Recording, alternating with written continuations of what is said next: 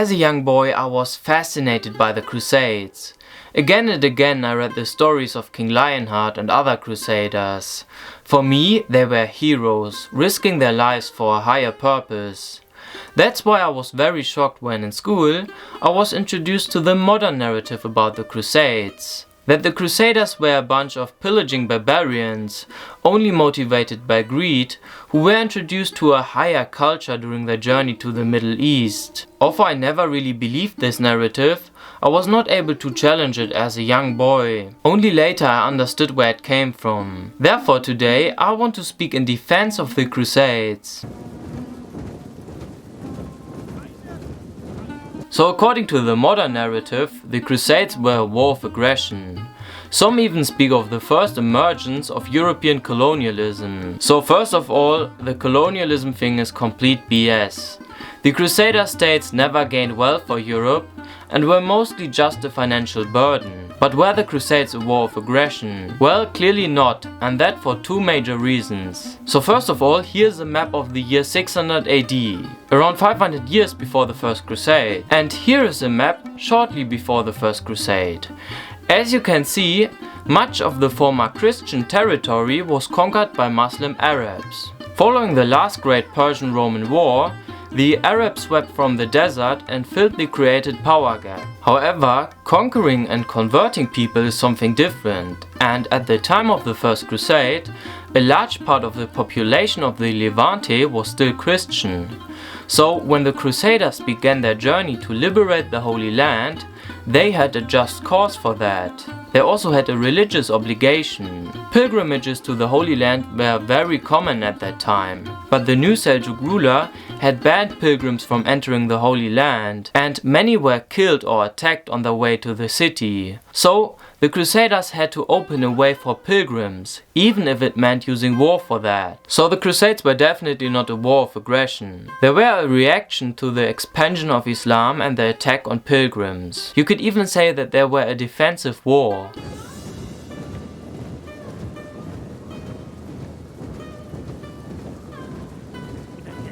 Another myth that you will often hear is that most Crusaders were only motivated by the possibility of gaining wealth through pillaging. But this is also an unrealistic assumption, mostly because the possible risks far exceeded the possible gains of a crusade. And going on a crusade was very expensive and only the most wealthy could afford it.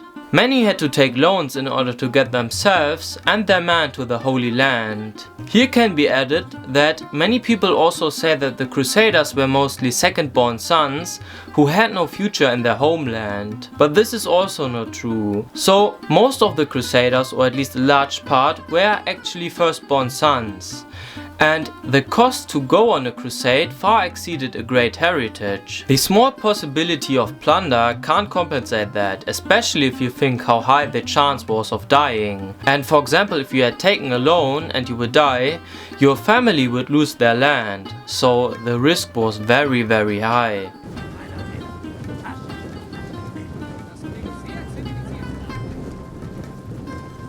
Saying that the Crusades were only about gaining wealth ignores the real motive, religion. The possibility to do something good, something to save your soul, was actually a key motive for many Crusaders to undertake the dangerous journey into the Holy Land. This does not actually mean that they were saints. I mean, many of them had a long list of sins on their name, but they actually believed that going on a crusade would redeem their soul.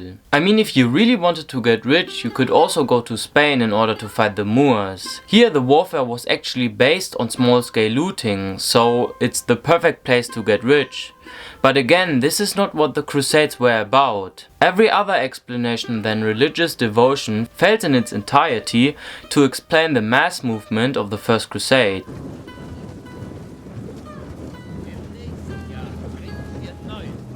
But were they murderous barbarians? In school we talked about the siege of Jerusalem and the massacre of the population that occurred shortly after. And From our modern understanding, attacking civilians is a crime, but again, only from our modern understanding. In medieval times you had this unwritten rule that a city had time to negotiate and to surrender till the walls were breached. But if you did not do so, you would be punished by the enemy.